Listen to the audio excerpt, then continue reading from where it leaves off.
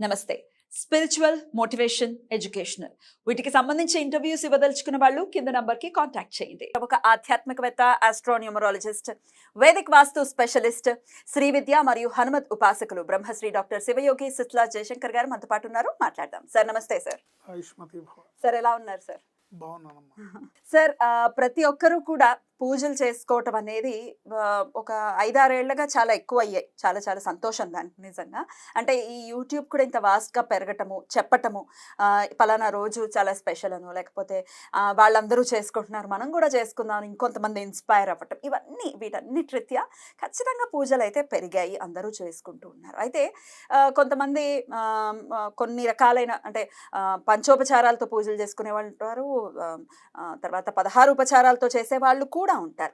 అసలు పూజ అనేది ఎలా చెయ్యాలి అనేది ఇప్పుడు ప్రశ్న సార్. పూజ అనేది వారి వారి ఆసక్తిని బట్టి, వారి వారి భక్తిని బట్టి, వారి వారి ఇష్టదైవాన్ని బట్టి చేసుకోవచ్చు. అయితే ఇక్కడ మనం ఏం చెప్పుకోవచ్చు అంటే, సమయం తక్కువగా ఉంది, నాకు అసలు సమయం లేదని గబగబా ఒక అగరబత్తి కట్టి దేవుడి గూట్లో చూపించేసి పరిగెడుతుంటారే, స్నానం చేసి వచ్చి టవల్ మీదే చూపించేసి వెళ్తుంటారు. అవును, అలాంటి వాళ్ళ కోసం మనం చెప్పుకోవచ్చు.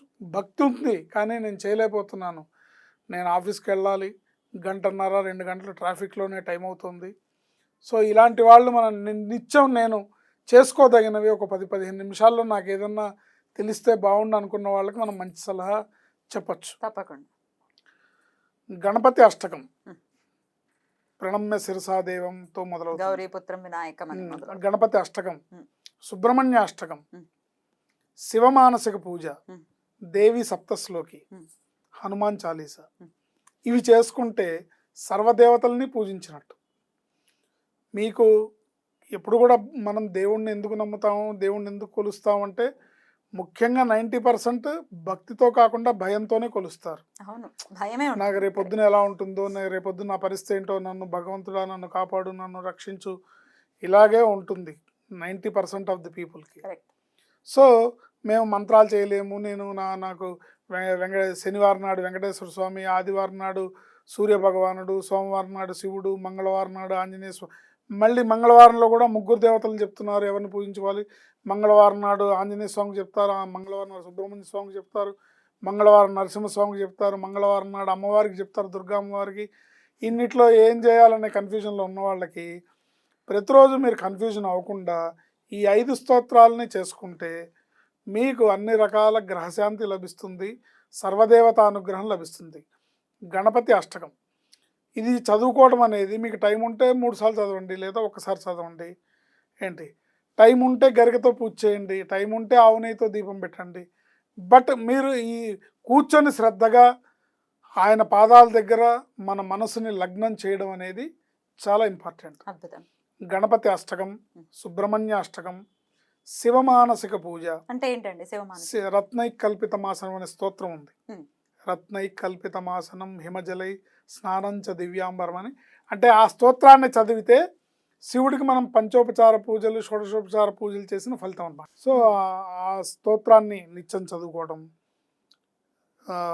శివమానసిక పూజతో పాటుగా దేవి సప్తశ్లోకి, 7 శ్లోకాలు అమ్మవారివి. ఈ దేవి సప్తశ్లోకిని కూడా, ఈ సప్తశ్లోకి చదివితే సప్తశతి పారాయణ చేసినంత పుణ్యం, 7 శ్లోకాలు ప్లస్ హనుమాన్ చాలీసా. ఈ 5 కూడా చదువుకున్న వాళ్ళకి ఎటువంటి ఈతి బాధలు, ఎటువంటి గ్రహ బాధలు దగ్గరికి రావు. నిత్యం చదువుకోవాలి. మీకు కుదిరినప్పుడు చదువుకుంటాం, కుదిరినప్పుడు చదువుకోమని కాదు, నిత్యం చదువుకోవటం వల్ల అనేక రకాలుగా గ్రహశాంతి లభించి అభివృద్ధి పదాన ముందుకు వెళ్తారు. మీకు సమయం ఉన్నప్పుడు ఇంకా పెద్ద పూజ చేసుకోండి, రుద్రాభిషేకం చేసుకోండి, సమయం ఉంటే రుద్రాభిషేకం చేసుకోండి. ఇంకా సమయం ఉంటే గణపతికి గరికతో అర్చన చేసి ఆవు నెయ్యితో దీపం పెట్టి నివేదించవచ్చు. అమ్మవారికి కుంకుమార్చన చేసుకోవచ్చు. అట్లాగే ఆంజనేయ స్వామికి ఆకు పూజ చేసుకోవచ్చు, సుబ్రహ్మణ్య స్వామికి విభూతితో పూజ చేసుకోవచ్చు, అన్ని రకాలుగా అభిషేకం చేసుకోవచ్చు.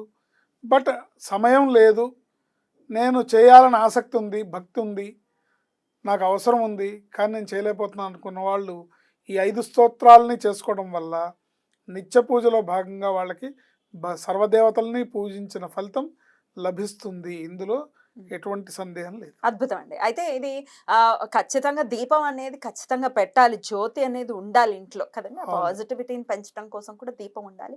దీపంతో పాటుగా దీపము, ధూపము మామూలుగా ఇవన్నీ చేస్తుంటాం. నైవేద్యం కూడా పెడుతూ ఉంటారు.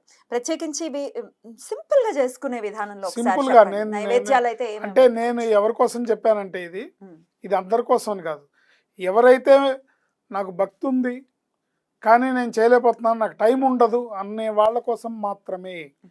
మీకు సమయం ఉండి మీరు సమయాన్ని భగవంతుడి సన్నిధిలో గడపగలిగితే, సమయానికి అంటే మీ డైలీ షెడ్యూల్లో పూజా విధానానికి మీరు కనీసం ఒక అరగంటో గంటో మీరు ఇవ్వగలిగితే ఇది అక్కర్లేదు. హ్మ్.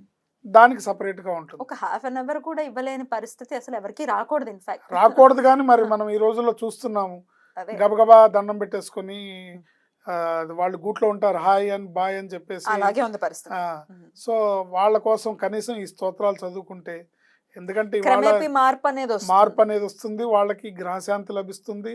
వాళ్ళకి సమయాన్ని వెచ్చించి భగవంతుడి సన్నిధిలో వాళ్ళు గడపడానికి అవకాశం దొరుకుతుంది. రేపొద్దున అలాంటి పరిస్థితులు భగవంతుడు ఏర్పరుస్తాడు.